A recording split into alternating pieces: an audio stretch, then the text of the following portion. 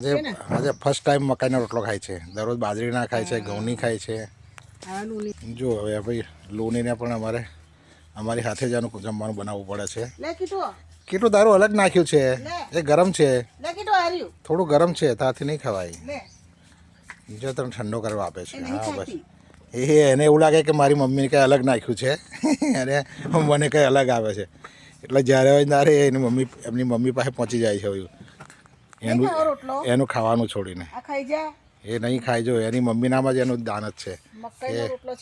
મારી મમ્મી કંઈક અલગ જ ખાય છે એવું લાગે છે.